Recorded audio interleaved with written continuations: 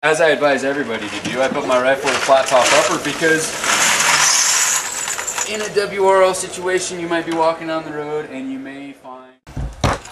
Hey everybody, this is That Guy, doing a little shout out. Losing my mind. It's distracting. I'd like to thank everybody who took part in the webpage content contest, and I'd also like to make special mention to some folks who didn't. You guys noticed that Ron Sir put up all those awesome how to field strip game, how to clean your 870, how to clean your AK threads, and you notice not a single time did he put contest in the title of the thread. Guy's not doing it for credit or acclaim apparently. He just wants to add content to the site because he believes. So, you know, we got a lot of people contributing. I'm gonna forget to thank some of you guys, and I'm sorry for that. Here, Kindred Spirit, we made her a moderator of her own section, the Priscilla the Prepper section.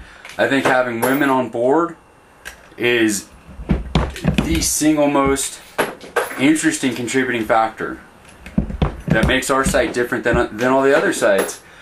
You guys notice she's brought up a lot of really good points, like looking after the kids. That's stuff we're not even thinking about, stuff I'm not even thinking about. That discussion her and I had about the chem light and keeping the kid from crying, I never in my wildest dreams would have thought about it from that angle. She's a trained nurse, she's a qualified, competent medical professional, and that is a huge resource for us. It's a huge benefit for the site to have a medical professional on board. I'd like to thank Straight Jacket. He's been doing a lot of work behind the scenes on graphics for us. He's also been he's also volunteered to essentially rewrite our forum, and that's a very costly, very valuable service. We threw it together. We're not techies. When we threw that thing together, when I say we, I'm pretty much meaning 505th NM Militia, slammed that site together so we could have a place to go. It's not everything we ever wanted it to be. It's just the majority of what we wanted it to be. I'd also like to thank Nola, and I'd also like to congratulate Nola for winning the content contest. We got him a wicked little IFAK that we'll show you guys in a minute. Do you want to break that out? Right here. Got a wicked little IFAK that we're going to send to him. It's a voodoo tack pouch. Kind of an ugly pattern, but I think it'll work just fine down there in Louisiana. We've put some really good goodies in here.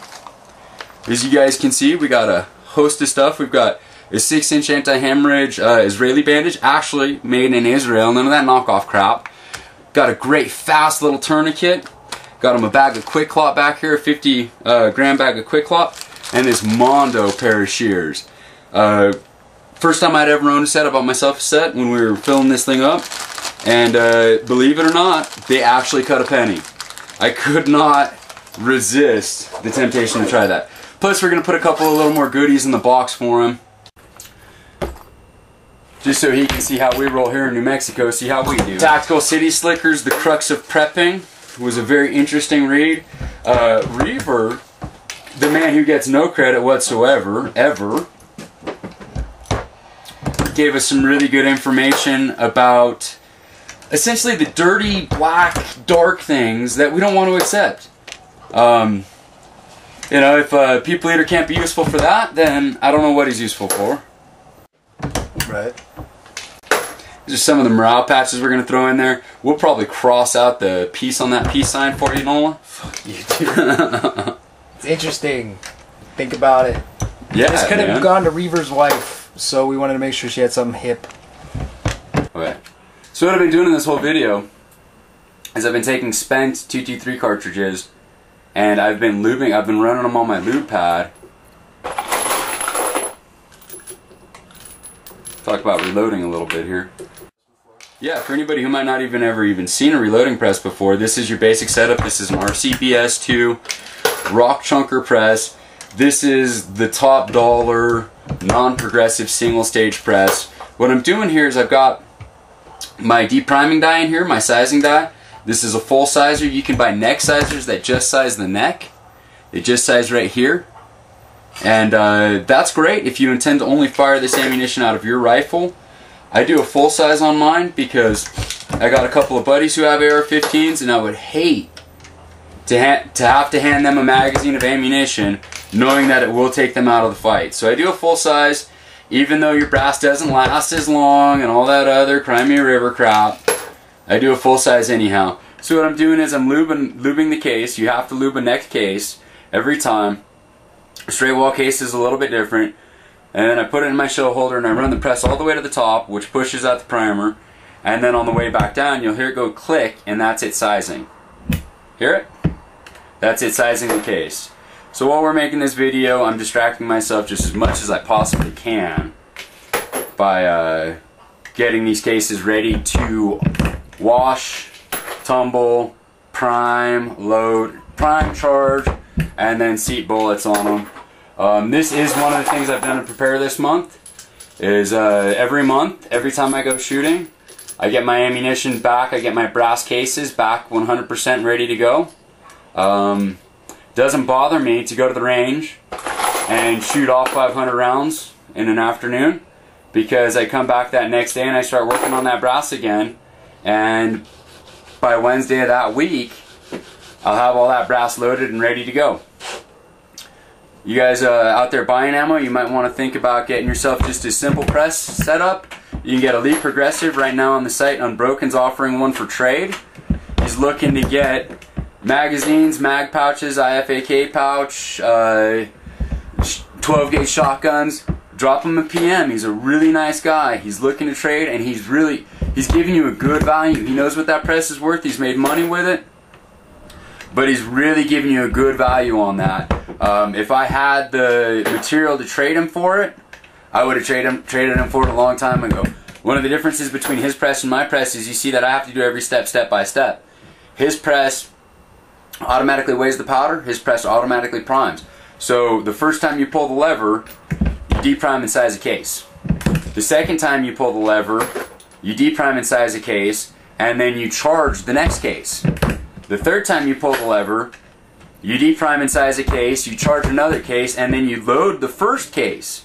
So I mean, we're talking about really being able to get your production on.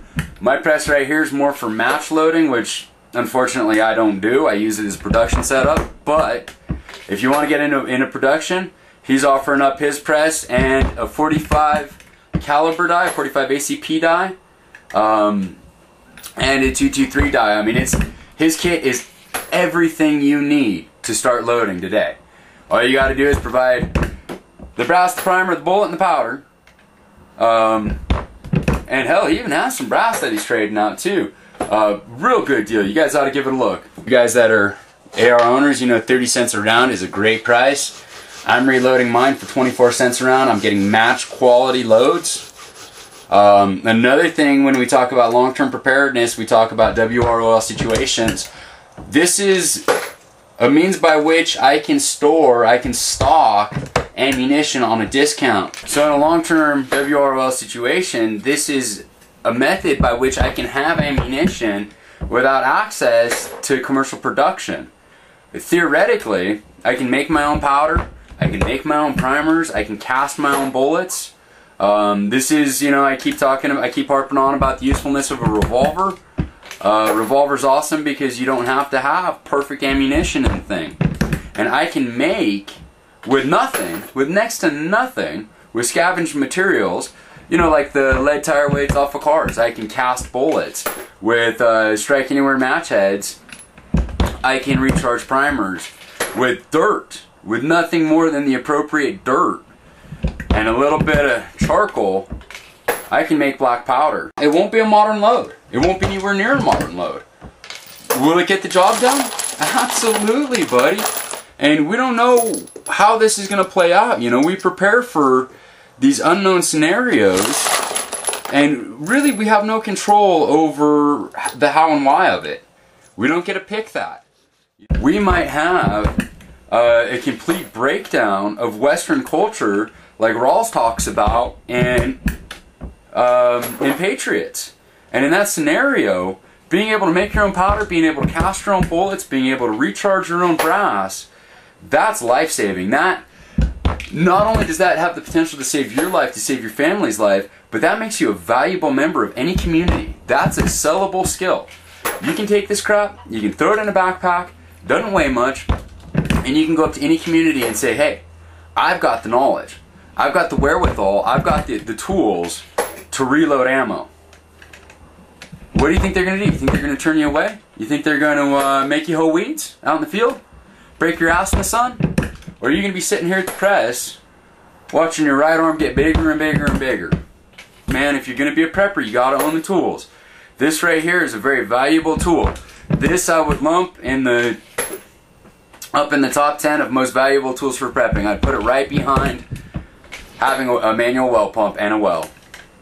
So one of the coolest things about reloading too is that all the necessary material that you're going to use to reload your own ammo is beyond readily available. You can pick it up at garage sales, flea markets, your local chain store.